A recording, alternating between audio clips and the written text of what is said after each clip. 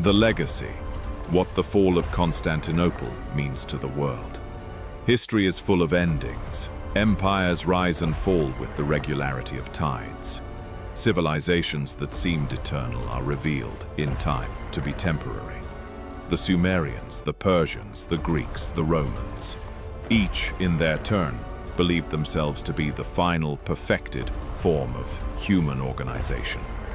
Each in their turn was wrong, and yet, the fall of Constantinople on May 29, 1453, was different. Not in the physics of it. Men have conquered cities before and since with greater efficiency and greater cruelty. What was different was what it ended. What it ended and what it began. It ended the Roman Empire. That is not rhetoric.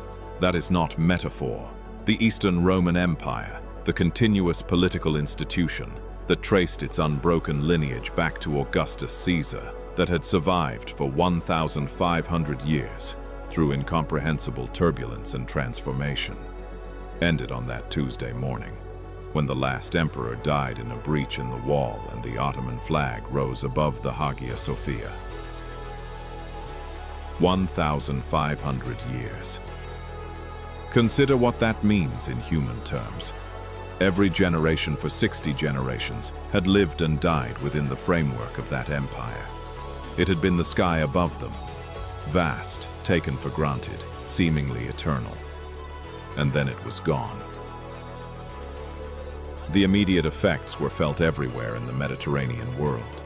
The Ottoman Empire now controlled the major land routes between Europe and Asia.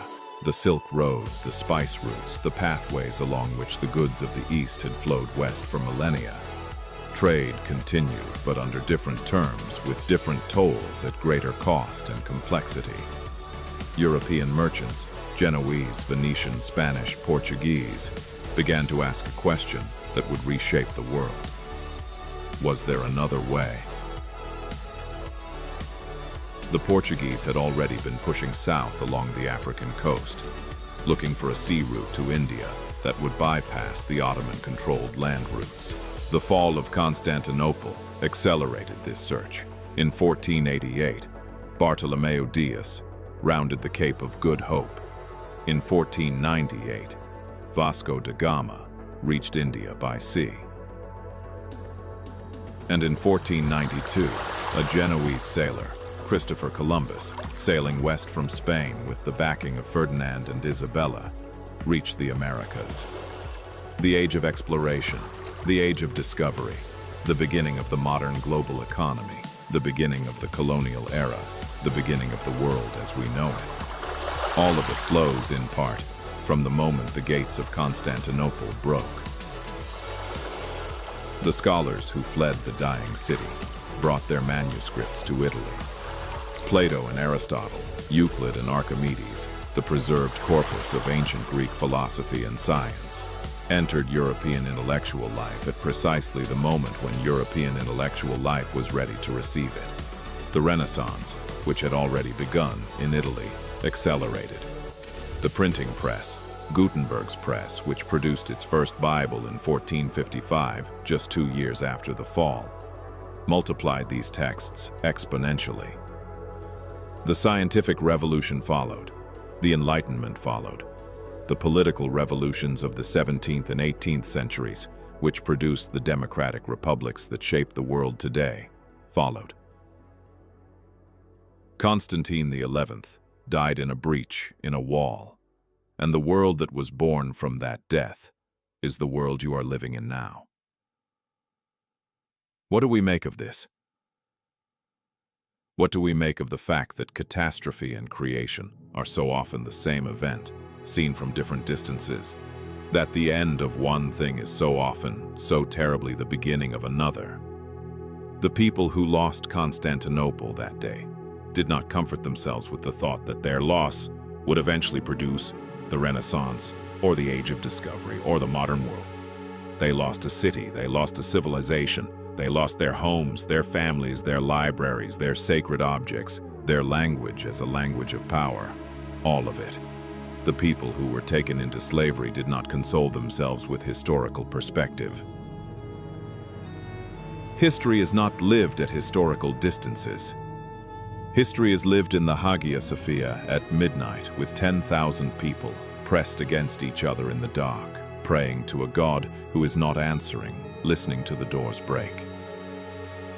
History is lived in Constantine XI's face as he hands back his imperial regalia and picks up a sword he knows he will die holding.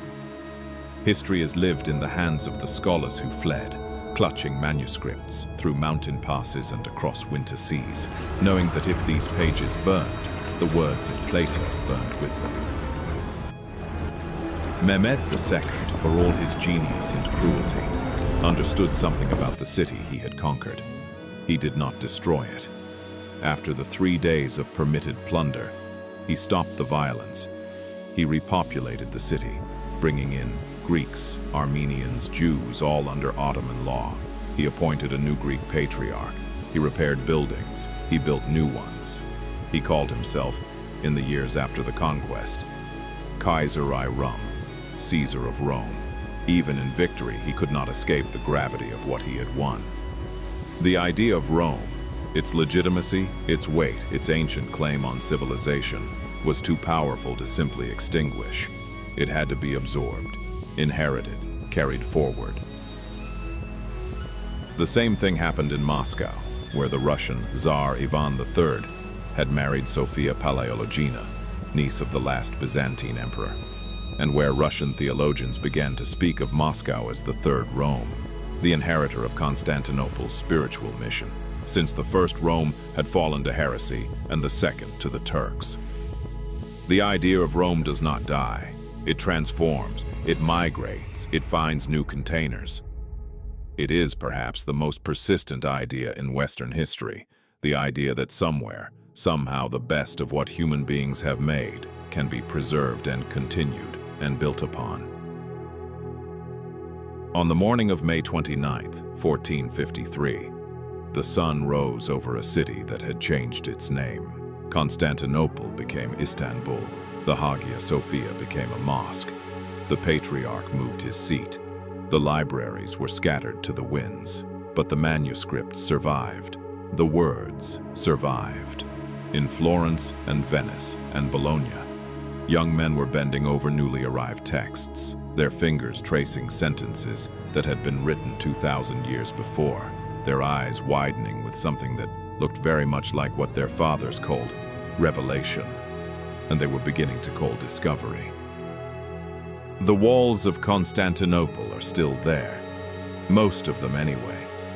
You can walk along them today, in Istanbul, in the afternoon light, and you can put your hand on stone that was laid in 413 AD, stone that held for 1,000 years, stone that felt the impact of Urban's cannon in that terrible spring of 1453. The stone is pitted. It is worn, it is ancient in a way that makes your hand feel very young. And if you stand there long enough, with the traffic of the modern city behind you and the old stone beneath your fingers, you can almost hear something. Not the cannon, not the drums, something quieter. The sound of people who refused to stop believing that what they were protecting was worth protecting. The sound of Constantine walking his walls at night, speaking to frightened men, keeping them at their posts by the force of his own refusal to give up. The sound of scholars packing manuscripts by candlelight. The sound of prayers rising in the Hagia Sophia in the last hours of a civilization, rising to a dome that has seen so much and forgotten nothing. Empires end, ideas don't. The city fell on a Tuesday. The Greeks to this day consider Tuesday an unlucky day. On May 29, 1453, the Eastern Roman Empire, the last living heir of Rome, the custodian of 1,100 years of civilization, the city of Constantine, of Justinian, of Theodosius, of 100 emperors whose names the world has forgotten and a few it never will, fell. It had lasted from Constantine's founding of the new capital to Mehmed's cannon.